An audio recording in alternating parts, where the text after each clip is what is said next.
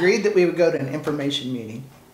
Okay. And either of us could tap out if we thought it was like too troubling. Okay. The thought of having and attaching, loving and attaching and caring for somebody, and then having to return them back to an unsafe situation or an unhealthy situation. Mm-hmm. Neither one thought we could do that. No.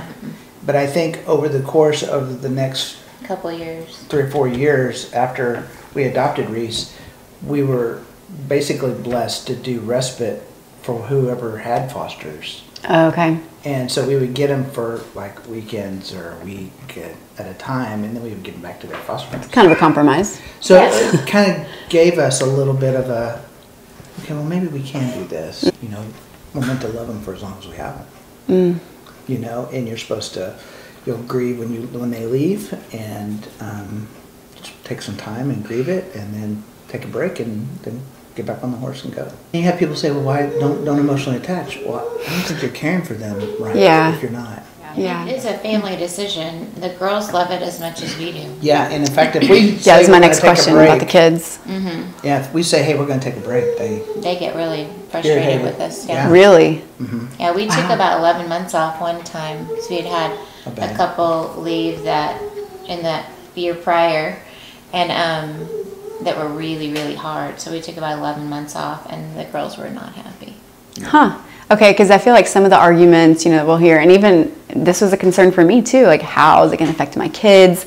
Is it going to create, you know, this instability when they've had stability or that? So it's very curious to know. It lets them see the world a little bit differently too, because, well, we don't believe that the families they come from are bad.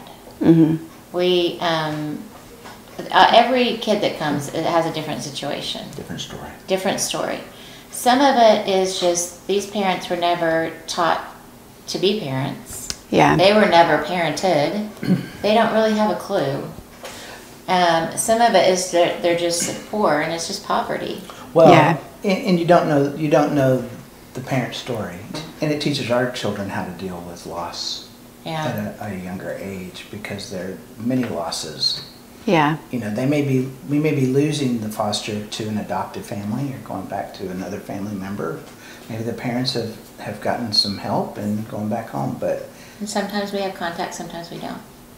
You know, so it teaches them too. Yeah. Grieve loss, and we can survive that and move on. That's true. Well, I'm sure it takes their compassion meter up. Yeah. Really are too.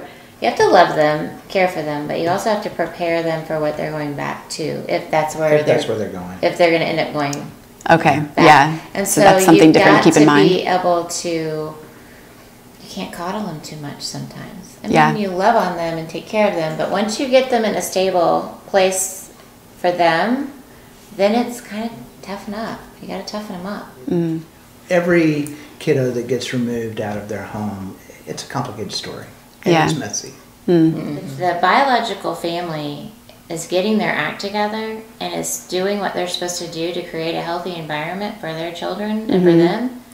They should have them. Sure. Absolutely. Number one. Yeah. But some of them see it as a racial issue. Yeah. I think some people see it as racial. I think there's a couple of judges in Dallas County who see it as a racial issue, and they see it through a racial lens. And I think it's hard for us to judge that, because that's not a bias that we have. You know, there's great work being done with CASA. When you get one, when you get a CASA, it's great. Yeah. So, what would you say to those who are considering but scared as all get out to go forward? What would you say? I would say it's extremely hard, but it's equally good. You know, parenting is hard, just with any kid, yours Sure. or somebody else's. But